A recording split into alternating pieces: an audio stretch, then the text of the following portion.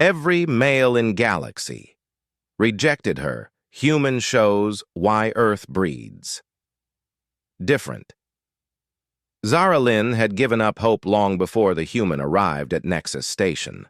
The Veltari female sat alone in the observation deck, her iridescent blue skin dimmed with dejection as she watched ships dock and depart through the massive viewport. At 27 cycles old, she was considered past prime by her species' standards.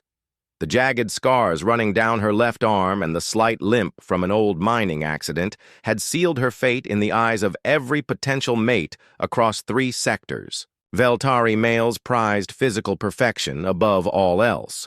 So did the Korthak traders, the Zephyrian diplomats, and even the usually open-minded Arcturus merchants. In a galaxy where genetic compatibility could be engineered and physical flaws corrected with technology, Zara Lynn's family's poverty had left her marked as defective goods. Another day, another rejection, she murmured to herself, fingering the latest message on her datapad. The Rigelian captain hadn't even bothered with pleasantries, just a simple, not compatible response to her carefully crafted introduction. The observation deck doors hissed open behind her, but she didn't turn around. Probably another couple seeking privacy for their courtship rituals, she thought bitterly. "Mind if I sit here?" The voice was unfamiliar, deeper than most species she knew, with strange inflections. Zara Lynn glanced over and froze. The being standing there was unlike anything she'd encountered. Roughly humanoid, but built more solidly, with pale skin, dark hair, and the strangest eyes she'd ever seen, not the uniform color of most species, but brown with flecks of gold that seemed to shift in the light. "You're human," she said, the word feeling foreign on her tongue. "Marcus Chen," he said, settling into the chair beside her without waiting for permission. "And you're Zara Lynn Kethmaran. Your profile's been making rounds in the cultural exchange boards." Her skin flushed deeper blue with embarrassment. "I suppose you're here to get a look at the galaxy's most unmarriageable female?" Marcus turned to study her, and Zara Lynn instinctively angled her body to hide her scarred arm. But instead of the quick dismissal she expected, his gaze lingered thoughtfully on her face. "Tell me about these scars," he said quietly. The question caught her off guard. Most beings either ignored them or treated them as shameful secrets. "There was a collapse in the dilithium mines when I was 16. I pushed my younger brother out of the way." She shrugged, trying to appear nonchalant. "The medical treatments were beyond our family's means." "So you're brave," Marcus said. "What else should I know about you?" For the next 2 hours, Zara Lynn found herself talking more freely than she had in cycles.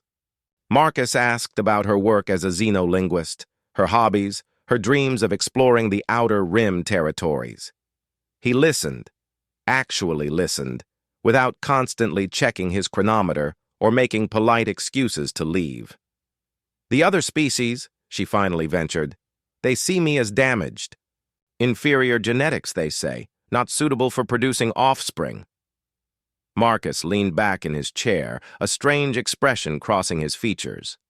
"On Earth, we have a saying, beauty is in the eye of the beholder. But more than that." He turned to face her fully. "We value different things: courage, loyalty, intelligence, the ability to sacrifice for others." "Pretty words," Zara Lynn said, though something in her chest fluttered hopefully. "But when it comes to actual partnership—" "I've been traveling the galaxy for 3 years," Marcus interrupted.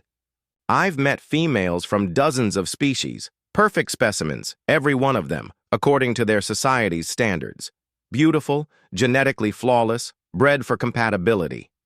He paused, his strange eyes meeting hers.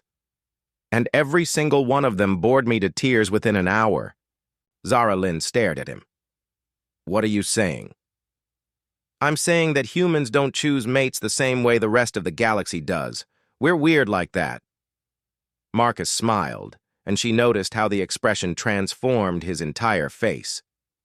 We fall for the person who pushes their brother out of harm's way, who learns 17 different languages because they're fascinated by how other beings think, who sits alone in observation decks dreaming of adventures among the stars.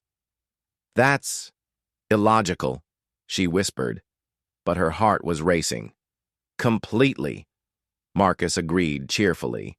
We're a species that nearly destroyed itself a dozen times before we figured out how to leave our home planet. We're violent, emotional, stubborn, and we make decisions based on feelings instead of algorithms. He stood and extended his hand to her. Want to grab dinner? I'd like to hear more about those outer rim territories you mentioned.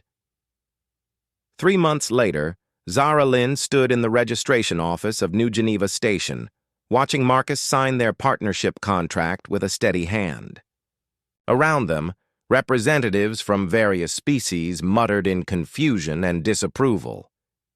The human's genetics could be improved with proper screening, a Korthak official said loudly, and the female's defects are what make her perfect, Marcus said firmly, not looking up from the documents. At least perfect for me. The Arcturus ambassador shook his head. Humans. Most illogical species in the galaxy. Zara Lynn felt Marcus's hand squeeze hers as he finished signing.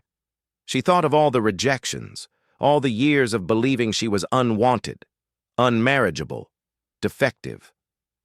Maybe, she said, looking at her new husband's warm brown eyes, but they see things the rest of you miss.